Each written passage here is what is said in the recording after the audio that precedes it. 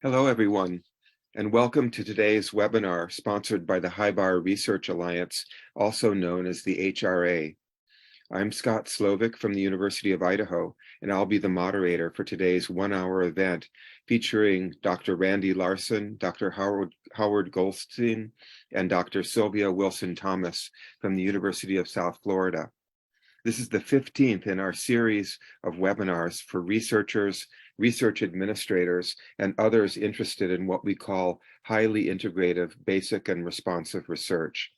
Our previous webinars are now available for viewing on the HRA website, which can be found at hibar-research.org.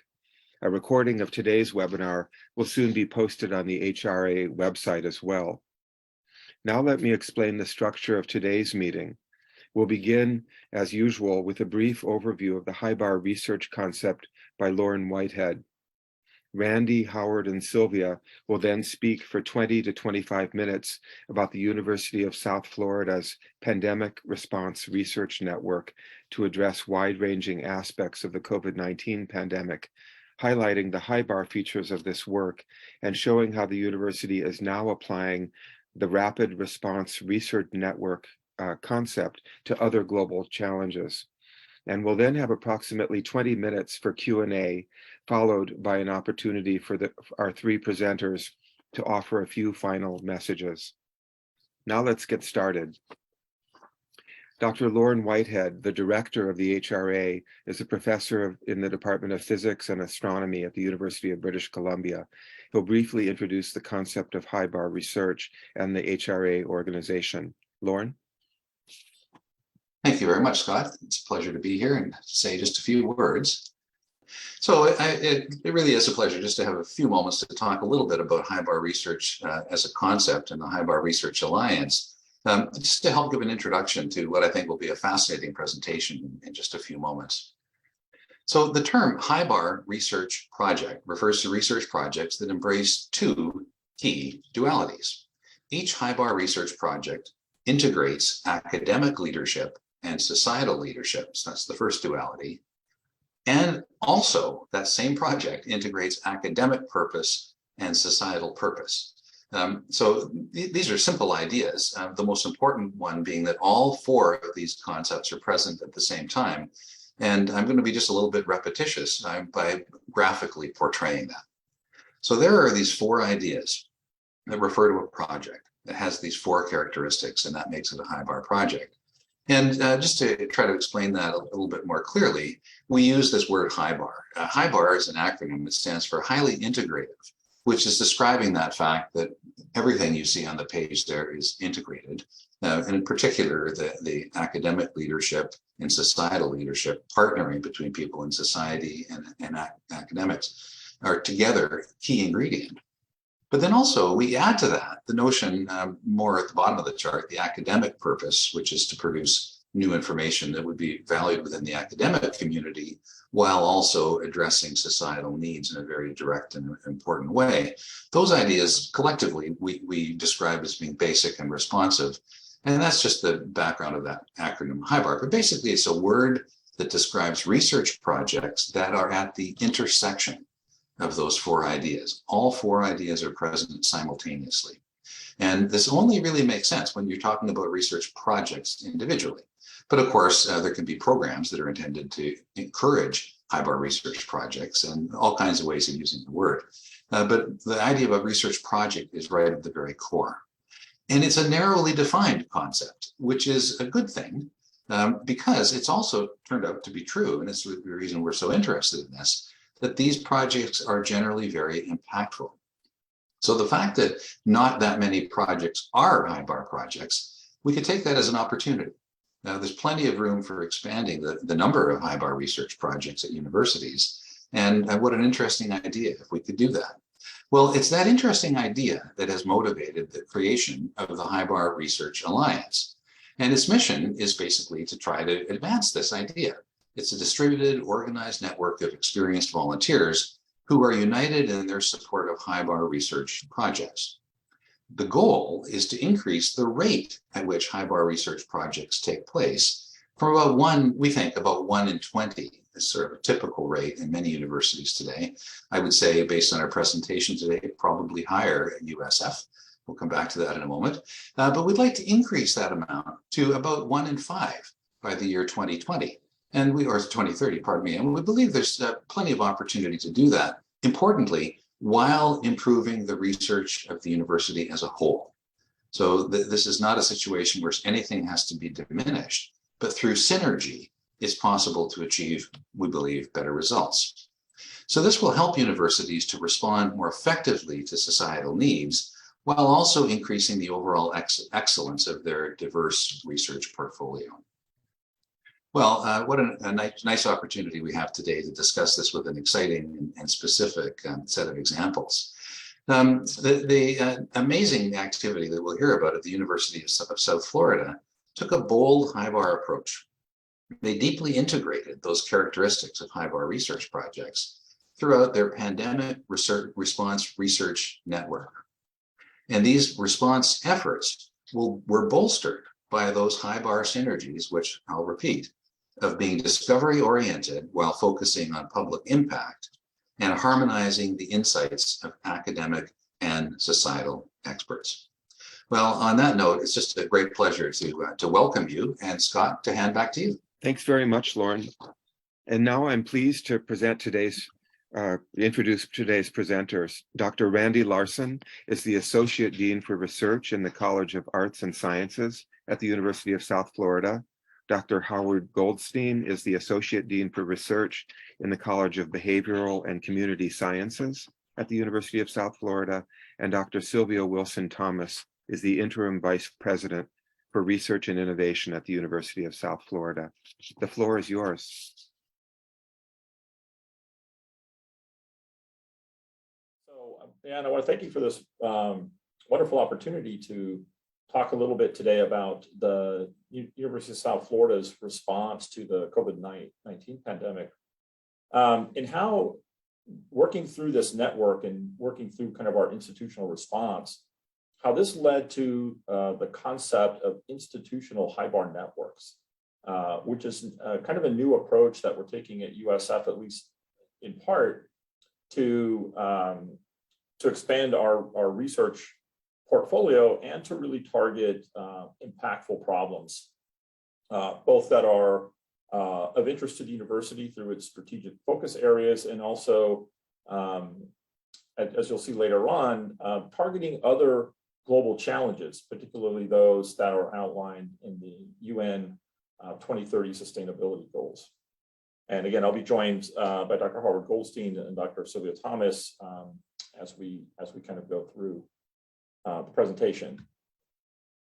So I kind of hated to put this slide up because it reminds us of probably something we'd like to forget. And this is the timeline of the SARS-CoV-2 outbreak and what led to the COVID-19 pandemic.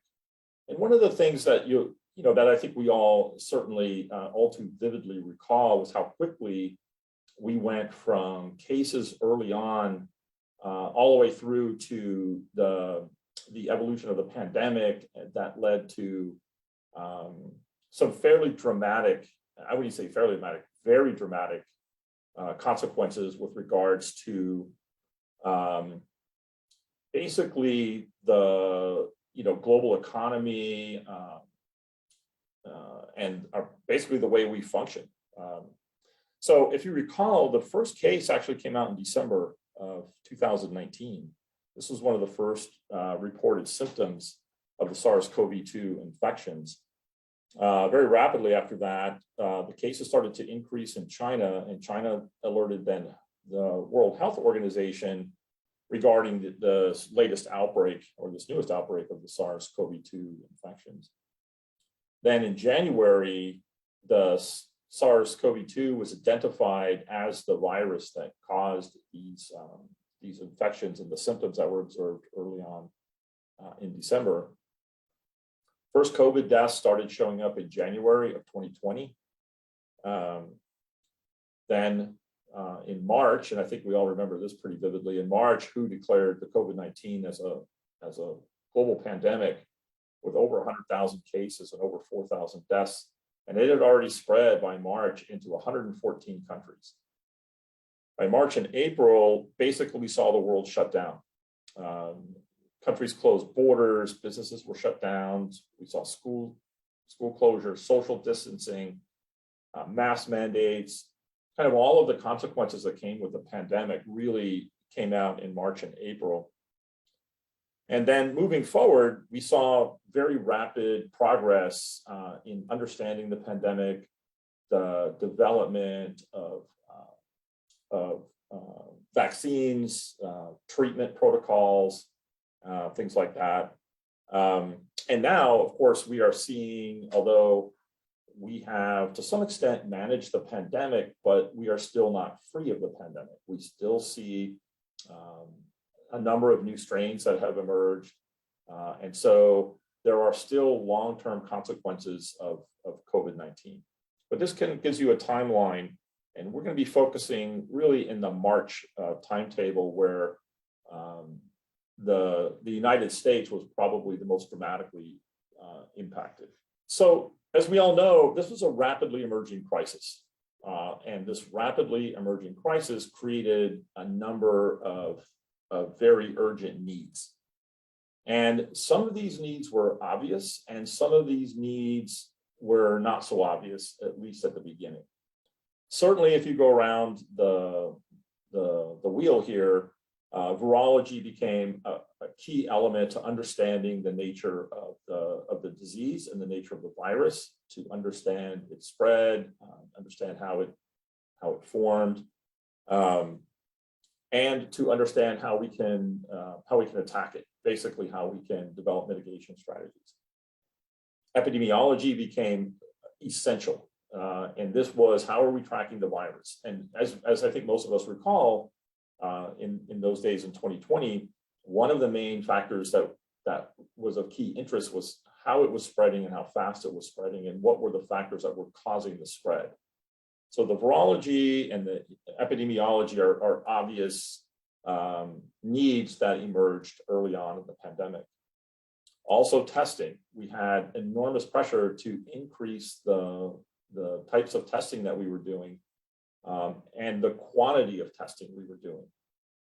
Unlike other things like flus and other types of viral outbreaks, the rapid evolution of the virus created a significant need to dramatically accelerate testing and to develop testing protocols for this specific virus. But along with this came additional problems that we didn't really appreciate. Probably was that there were supply chain pressures now that emerged from understanding the virology, tracking the epidemiology, and in particular the testing. Even things like having enough propanol to be able to run the testing. Do we have reagent kits for the PCR? Do we have enough swabs? We ran out of swabs. We were getting pressures from, how can we produce the infrastructure, gloves, PCR machines. All of these things now became urgent needs that came out of the crisis. We also saw closure orders that there were consequences to these closure orders that became apparent very early on, with school closures, business closures, restaurant closures, things like that put enormous pressure on the economy. And there were also environmental consequences. And we might talk about this a little bit later on. But so all of these needs emerged very quickly out of the pandemic in the early months. So the question then became, from a university's point of view, is what should a university's response be to the pandemic, and what was our role in helping to mitigate? So the University of South Florida response came from President Corral at the time, who established, although I put the COVID-19 task force, there were several task forces that were created and led by our then Vice President of Research, Paul Sandberg, to address really how USF and institutions like ours could best contribute to, again, pandemic mitigation. But there were three areas that we really needed to address. And these task forces consisted of around 50 to 60 faculty and administrators from across all colleges, all campuses, and a variety of again, our administrators, and in some cases also our community partners with some of our local hospitals. The first task force, obviously, and I think all universities had to respond this way, is that we had to understand how we were going to, on our side, to maintain research operations during the pandemic. So we had a task force that needed to address how are we going to continue animal care facilities? How are we going to continue funded research? Should we continue funded research at that time? So we had a task force that was going to address these this internal component of the pandemic. Along with that, of course, in parallel, there was the academic side where the university was, rapidly transitioning to remote education. The second was we recognized also that the infrastructure pressures in our community were such that the university could play a role in mitigating those pressures. And these were things like, we needed additional PCR capability. So one of the main, we didn't have rapid tests early on, but we needed to increase our testing capability. So how would we do that? So the way we were going to do that was through, could USF, we know we have a lot of PCR capability, for example, could we coordinate that with our local hospitals and clinics so that we could now contribute to the testing protocols? One of the things that emerged early on was, again, I put it up, that the swabs were a big problem, the nasal swabs. And they became, those supply chains became exhausted very early in the pandemic, so we couldn't keep up. So one of the great achievements, I think, from USF was the development of 3D printed swabs. Well, USF has great 3D printing capability. So we began to produce the swabs. We worked on our College of Public Health. We worked on contact tracing, and we did a lot of work through Tampa General with that regard. We looked at things like, our BSL-3 capabilities for testing, et cetera. So there were a lot of capabilities that the university has. There were a lot of assets that the university had. Then the question is, then how could we help mitigate this in our community? And these are things that we did around our community. The third task force was really kind of what we're going to talk about today, which is the Pandemic Response Research Network. And this task force was set up to do a little bit more of how we could work towards long-term mitigation. How could we bring the collective intellectual capital of the institution together to address a broad-ranging problems? The initial Pandemic Response Research Network began with 4 areas that we identified as critically important of where the university has assets and where we could make contributions. So that's what we did. We worked to identify research areas that are related to the pandemic. We then looked at creating faculty research clusters within these areas. So we were able to identify where we had, the intellectual capital. And then we looked to identify potential faculty leaders in each of these areas. And they were really coordinators. We identified coordinators. We also looked at where we would be able to work with external partners. And these would be things like partners like Tampa General Hospital, the Florida Department of Health, local clinics, things like that, where we could also partner. And then we were also looking at where we could get rapid translation. And this is certainly the short time horizon, which is one of the characteristics of HIBAR, is very important during the pandemic because we did not have a long time horizon to start solving problems. This was a short time horizon problem. And this is how we had to, this is kind of one of the key elements of this kind of HIBAR integration into this network was that we knew we needed leaders from the community, we needed leaders from the institution, we had short time horizons, and we had to have impactful outputs. Again, on short time horizons. That was the initial. As we began discussions with our faculty coordinators, the Pandemic Response Research Network expanded greatly into other areas that we recognized were not only going to be short time horizon problems, but would probably be intermediate time horizon problems. And then we needed to look at where we could make impacts there. So what you can see around this pinwheel, these were all of our faculty research clusters, we call them hubs, addressing various critical components to both address the urgent needs, the really time-sensitive needs, but also to start looking at longer time horizons. What makes these HIBAR is these clusters, these hubs where we have these faculty clusters working in these areas, actually themselves are HIBAR in nature. So that's what was kind of, although we didn't build it that way, that's how it turned out when we were done kind of constructing the network. And it kind of made sense that this was an organic HIBAR network. By trying to address the needs, the urgent needs, we by default made a HIBAR network with HIBAR research clusters. And again, they all have the same characteristics. There's sustained urgency.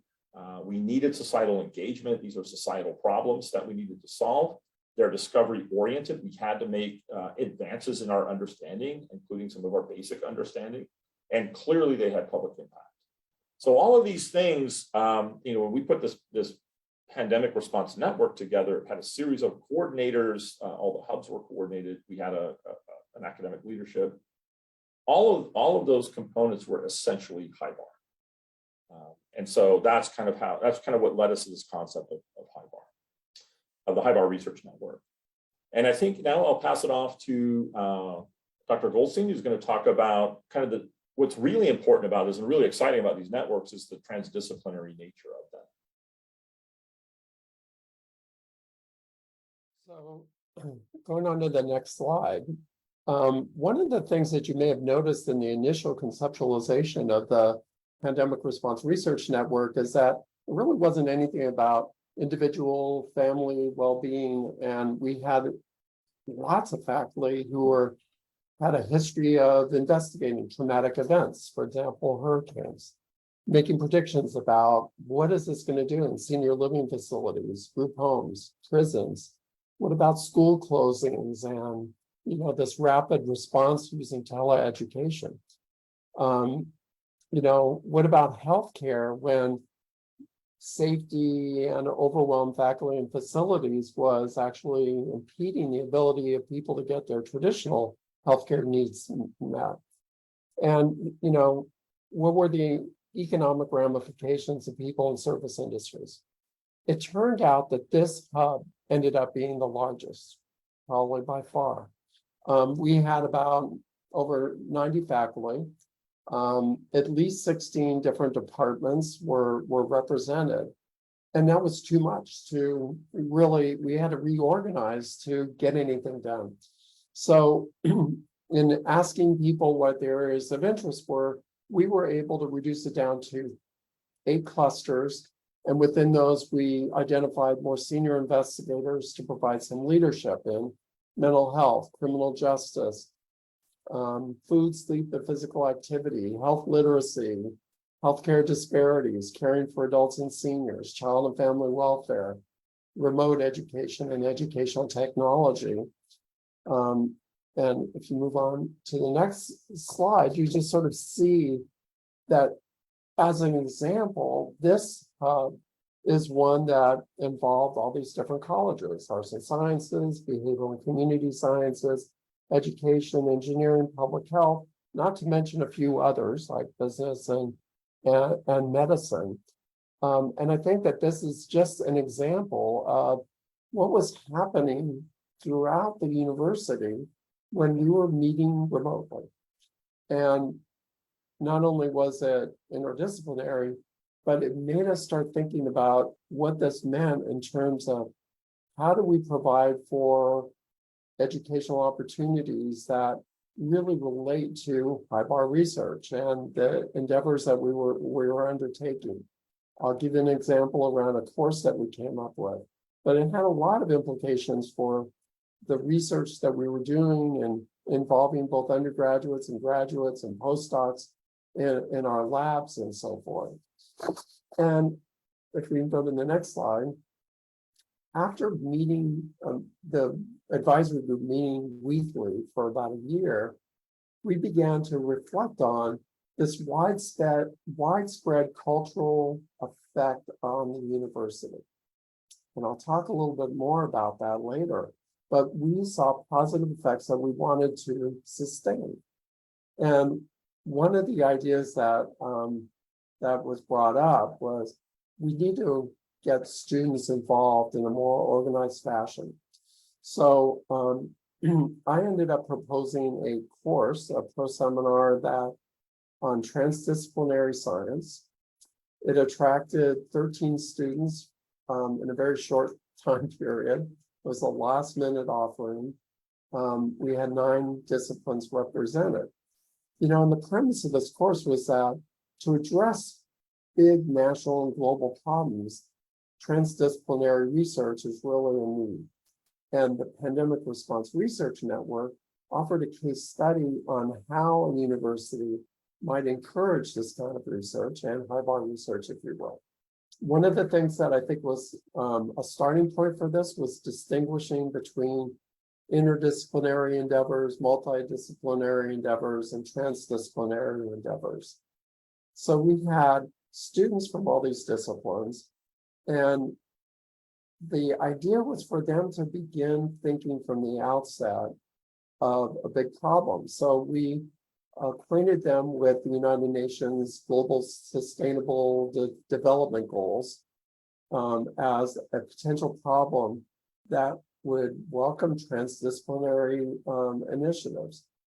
They ended up at the end of the semester having written a relatively brief paper on the problem and its magnitude, what we know about the problem in general, and really thinking ahead in terms of what are the kinds of scientific discoveries that are needed to better understand the problem, to address the problem, and also to implement potential solutions. And then again, thinking about all the disciplines that could contribute to these scientific discoveries. So we needed examples in the next slide. And basically within this course, the seminar, each week we would have a transdisciplinary team that was basically funded through these rapid response grants that we'll talk about in a second. And you'll see that each of the hubs was asked to identify one of the projects that they thought was a good exemplar of transdisciplinary research. And, each team came each week and talked about their projects. And the students' job was to help bring to bear some of the nuances of what made it transdisciplinary. What were the challenges? What were the barriers? To what extent was it transdisciplinary as they were thinking ahead in terms of their final projects? So this gives you some examples of what kinds of projects were being discussed. On the next slide, I want to say where this came from. And it really was a large institutional investment from, that was orchestrated by the vice president for research.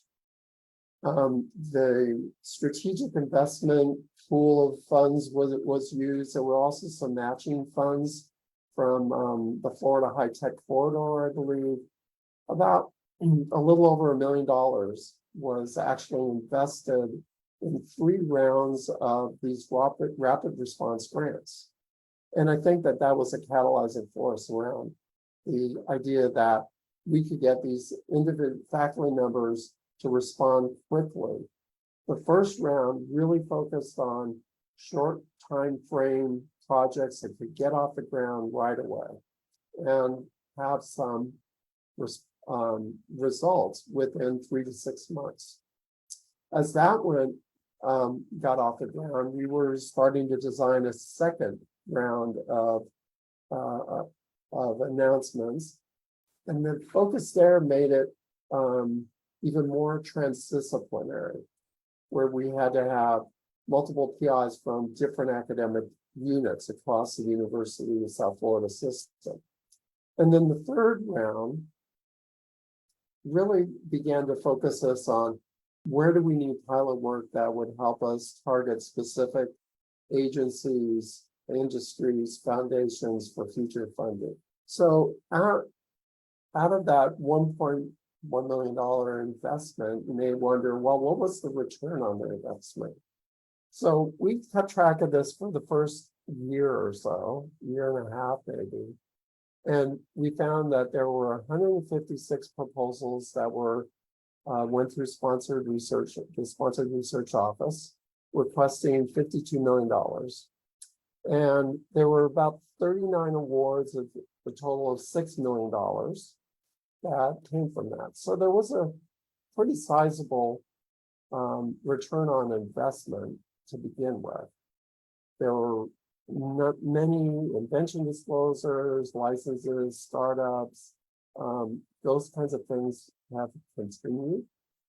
And the effects were spread across the university with investigators and co-investigators from some 50, some academic departments, and probably more than 6 colleges that were involved in this. So in terms of the long-term sustainability, you know, we thought that the PRN, you know, from the outset would be a dynamic network that would evolve with the pandemic. And we're still trying to think about ways that we can sort of take advantage of this. So the initial phase of internal funding was completed. Proposals were solicited from faculty for new hubs or sort of redirection or reprioritization. You know, and we're really still in that process, although I think that part of it has gone to a place of being a little more informal. And I think that's partially because many changes have also occurred in leadership with the university. But I want to mention, I think, this cultural change that I referred to earlier, because so many faculty expressed surprise that there were faculty elsewhere that they had never met before that were interested in the same topics and issues. And I think that it made this university more entrepreneurial, more willing to branch off and apply their expertise in new ways. And it was a huge boon for transdisciplinary research, and it enhanced its value in the university. And by its nature, the societal problem married with our academic institutional traditions, it was this, in essence, lots of HIBAR projects within a HIBAR network, if you will. We're still talking about that as something that we need to continue to inculcate within the institution. But many of the faculty hubs may be collaborating, but if they're not in the hubs, there's still so much more awareness of faculty who are interested and willing to collaborate on HIBAR initiatives. So I'm going to turn it over to Sylvia to talk a little bit about the university's thinking about this model for institutional HIBAR. Excellent. Thank you, Howard, and welcome everyone to the discussion in regards to institutional HIBAR networks. So the approach that USF took, as Randy and Howard have eloquently laid out, was bringing our faculty together to look at global issues across society. So USF envisioned our PRN as a model for institutional HIBAR networks, right? Fostering networks of research collaborations, reinforcing innovation, and even the capacity to address those societal problems as a collective. And so when we look at an institutional HIBAR network, we can envision it infusing research activity in different ways, right? Applying integrative approaches to challenges and solutions. You know, moving beyond the traditional centers and institutes where there's flexibility to be creative and innovative to meet that challenge, that need that society is looking to address. And you have far less barriers. We experienced in terms of faculty that were involved, in terms of the university supporting these particular initiatives, less barriers, right? to that research progress because it was a seamless, collective and integrative process for faculty to naturally work together through these hubs. So the hubs were seen as vehicles for HIBAR activity. In addition to that, the PRN was a clear example, and we'd like for others to look at this as an example of research and innovation, a research and innovation ecosystem that connected academic experts across several disciplines with societal partners who contributed to the collaborative effort, particularly for long-term solutions. So for example, with my HIBAR partner or my network partner who's out in industry that I did my PRN program with, we're still working together to look at how those graphs that we're creating that actually give us a visual of how a pandemic can actually spread through topographical conversation, articles. So that's long-term, right? And it's also impactful today. So some of those networks are continuing as we move on. So USF also used the institutional HIBAR networks as a vehicle to address global challenges, particularly those that have been identified in our strategic plan in pursuit of excellence. And also the United Nations 2030 Sustainable Development Goals, anything spanning from data analytics to global and national security, sustainable development, diverse systems for design, health, and also social justice. So let's envision such a model. And here we have a generalized structure that shows multiple research area hubs addressing global challenges and collaborating and engaging with community and philanthropic partners. And then if we move on to the next slide, we can see an expansion of this structure when we look particularly at the network hubs. These network hubs can be composed of faculty from diverse research and scholarship areas, which is what USF did. We brought those faculty together across thematic areas, across those research areas, and built out those hubs. In addition to that, these faculty were clustered together, right, around HIBAR characteristics, such as the public impact that they wanted to make, the sustained urgency to address a societal need, even community engagement partners that some of them were working with, but they had not connected across a network to make an even greater impact to the community. Discovery driven and oriented processes and innovation that came out of the particular hubs and clusters of faculty. In addition to that, providing opportunities for large center and institute grant funding. So we also want to continue to leverage the institutional networks and clusters to look at how faculty can come together to, again, apply for the funding to turn these focused areas into centers and institutes. And also to stimulate collaborative, interdisciplinary, transdisciplinary interactions beyond what we've seen initially. So when we talk about specific examples where we have seen tremendous impact and outcomes from the networks, we can look at across the university. There's been several things that have been accomplished in terms of faculty coming together and applying for initial grants, bringing in those community partners to apply for those grants. In particular, when we talk about specific examples, you have here a social justice network, which emerged from the USF Anti-Black Racism Task Force in response to the Black Lives Matter movement. We broaden the scope or faculty, right, broaden the scope of that, and also leverage some of the USF existing assets to make an impact for that particular network. You also have the USF Human Dynamics Network, which was established in collaboration with the U.S. Central Command at MacDill Air Force Base. So again, tapping into those partnerships.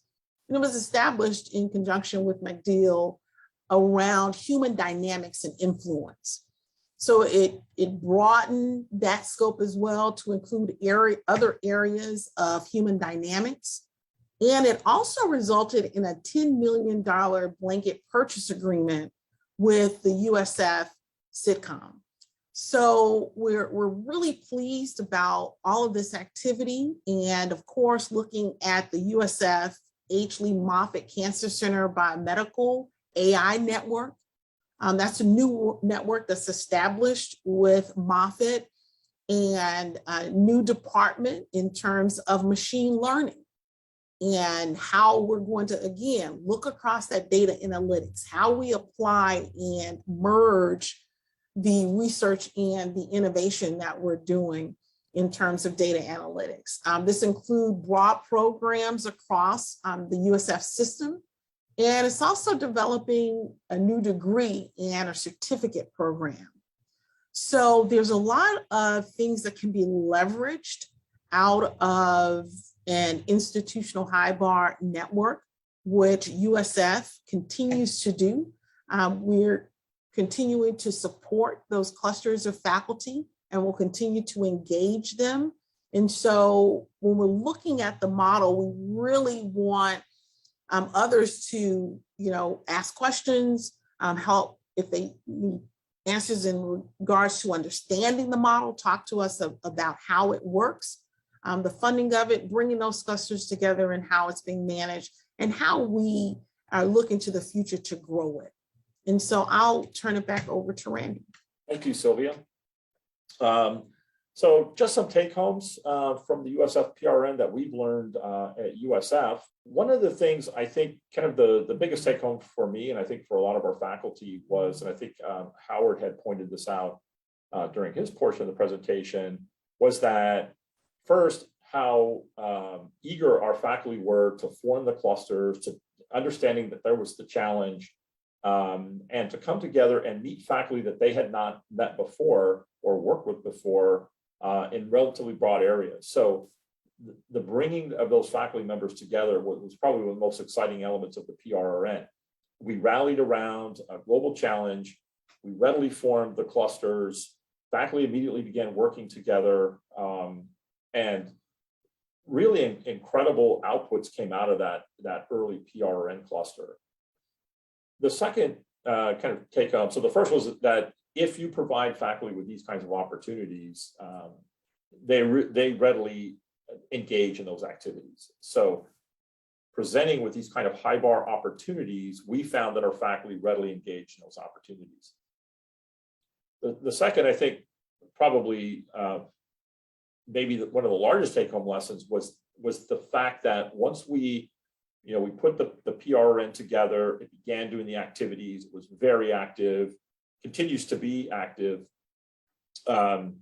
was that the realization that it was a HIBAR approach without being initially assembled as a HIBAR approach, but the recognition that all of the HIBAR elements were integrated into the PRN.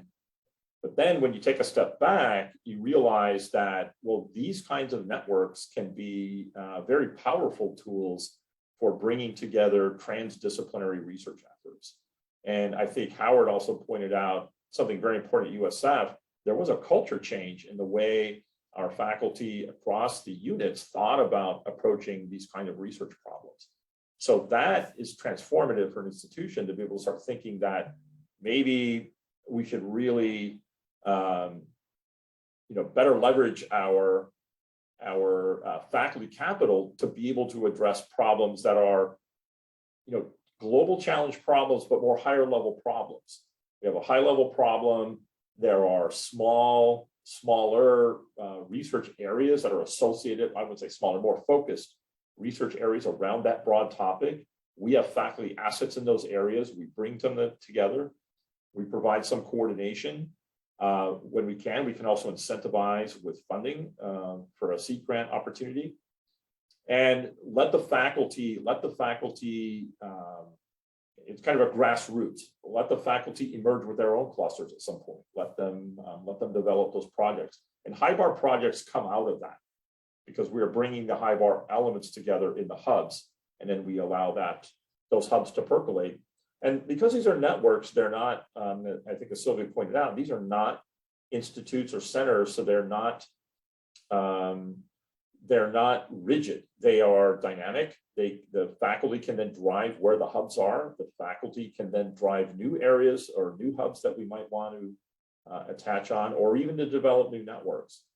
So it is a new approach or different approach for how we can do transdisciplinary, kind of highly integrative research at an R1 university. So with that, I think we would be happy to entertain questions, and I think Scott will moderate for us.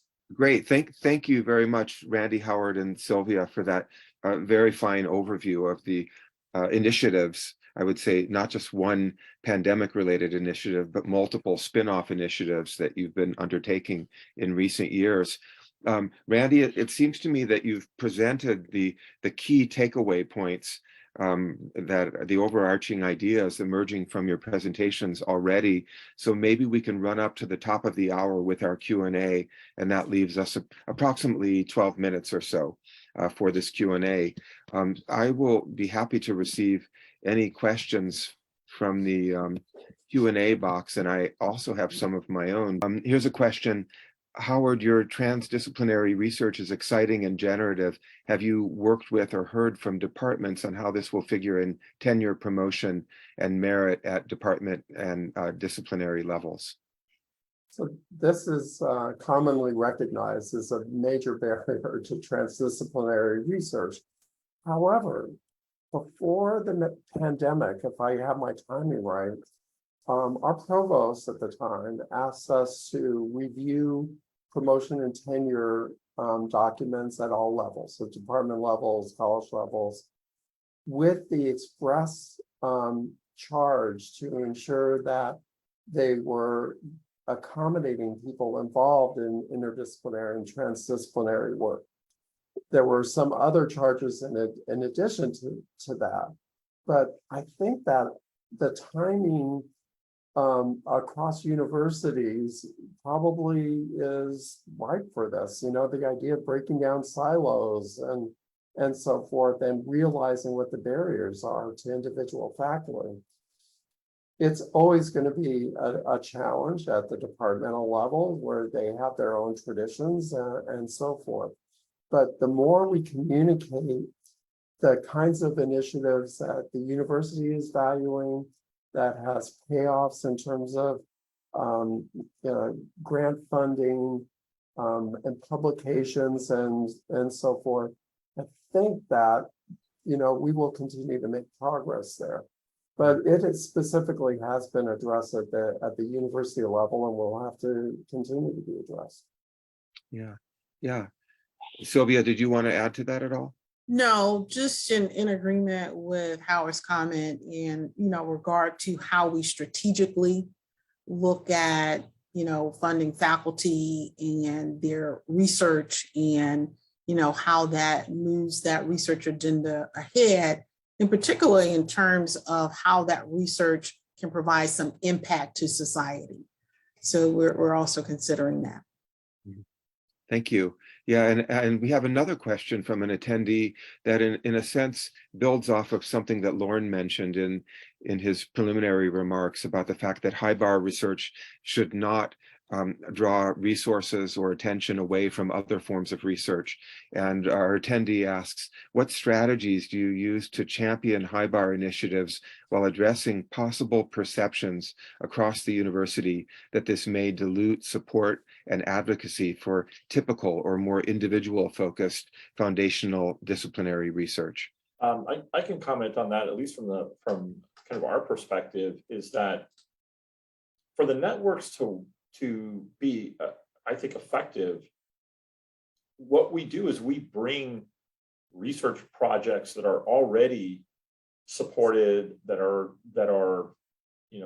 a lot of single investigator or small numbers of investigators together. So the networks are collections of people already working in those areas, already working on those projects. So we look at it as actually going in parallel, not competing. So the network is composed of those individual research projects. So we bring those together, we bring those investigators together, and oftentimes they're extensions of what they're already working on. So this is coordinating the already existing efforts. So again, we look at, certainly in the College of Arts and Sciences, we look at these things as parallels. So it's just a way to coordinate a lot of our existing efforts around the problem. And part of the problem is just identifying that there is a global challenge. And I'll use an example out of our college of sustainable energy and renewable energy. And when I first became ADR, I was talking about this as being something that the college was really interested in, particularly from the physical sciences. And I was very surprised to see that our religious studies program also had an interest in energy. And it was because of energy resources coming from the Middle East. There are clearly religious implications and policy implications that tie into the energy needs, which then tie into our need to find renewable energy sources. So if you pull that lens back a little bit, you realize that, well, this is an energy hub. This is an energy network. There are existing assets already working in those areas that we bring together. So I look at it as not, and Sylvie might want to comment on this as well. I don't see this as competing. I see this as parallel ways in which to advance the research at USF. Thank you. Did you want to comment, Sylvia? Absolutely. I just want to remind, those that are engaged in the conversation that, we're creating opportunities for faculty across various disciplines to come together, which typically doesn't happen, if you're within your department. And so when we talk about return on investment, we've seen almost like a 600, I have to pull the exact numbers, but there's definitely been a return on investment in terms of these clusters and the networks we've created. Yeah. I think actually a lot of the spinoffs are these smaller projects, where we're bringing people together and to respond to RFPs and things like that. The interesting thing that I see, though, is that oftentimes people that have been involved in the Pandemic Response Research Network sort of see the bigger idea, that this is an example that fits, I was thinking about a health communication researcher who I would have never met hadn't it been for the Pandemic Response Research Network, and brought her together with people from special ed and from my College of Behavioral and Community Sciences for a relatively small foundation grant. But it will be a stepping stone for them to work on vaccine communication and persuasion on a larger scale. And I think that I'm not sure that would have happened if it wasn't for this experience that these folks had. And Randy deserves a lot of credit because he's the one who introduced HIBAR to us at the university, to the Associate Deans for Research, to the task force, and it's spreading. I think, and these kinds of presentations help us feel inspired to continue to work to that, because it takes leadership for that to happen. Thank you. Thank you. We have about 4 minutes to go before the end of our webinar, and we have a few questions that focus on what I would call another form of return on investment, not only in injecting energy into the research enterprise, but also related to curriculum and student experience. One of our attendees says HIBAR themed new curriculum development and implementation is very exciting, but any curriculum change at a university is usually slow and cumbersome. Any suggestions about how you've tried to accelerate that process? I think, Howard, you were touching on curricular changes. How could that occur so quickly within only the few years of the pandemic, almost at odds with the typical pace of of curricular change at universities? That's a very interesting story. Basically, I stole an interdisciplinary science number, and attached this seminar to it. And, they were going, but you're not in our unit. And I said, but it makes sense for it to be called this interdisciplinary seminar. So I had to cajole them into agreeing for me to use that designation. So I didn't go through the curriculum committee. I think the hard part is sustaining that, getting a cadre of faculty who are interested in doing this on a regular basis and so forth. But oftentimes there is a special topics type of course that you could sort of take advantage of to get these things started, and then you try to institutionalize it. So essentially to use a curricular scaffolding that already exists, and then to have a long-term view about more permanent implementation of these changes. And then we have another question asking about the variety of impacts on students who participate in these research networks. In what way do their activities or does their academic progress change as a result of such participation? I'll add a couple of things there. So in regards to the students that we engaged in the particular work that we were doing, they have leveraged that in terms of skill sets and knowledge that they can apply to their dissertations, right, to their skill sets in terms of going out into the workplace.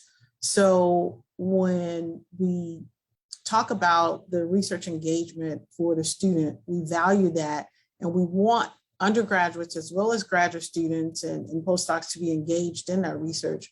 And so in looking at that, we involve them, right, with the faculty in the clusters, in the networks, so they can leverage that skill set to go on to graduate school, to go on to, be employed by industry, academia, government, and also, to be entrepreneurs. Yeah, thank you. Can I just follow up Sure. on just one aspect of that? Is thinking back to the seminar, these students came away with a greater awareness of complementary expertise and how to put together a team. And also with an awareness of what the challenges are around communication, where you have people from different disciplines speaking a different language, if you will. So I think that will serve them well moving forward as they, try to put together larger grant applications, for example. Yeah, thank you. We do have additional comments and questions, and I hope that attendees for whom we don't have time to focus on their specific questions will feel free to reach out individually to our presenters if you have further questions. You've definitely generated a lot of interest, and you've created an inspiring model with this project at USF. So thank you very much, Howard, Randy, and Sylvia, for sharing this work with us through the webinar series. And thanks to all of our attendees for participating in this event. And please look forward to future webinars in this series. Thanks, everybody.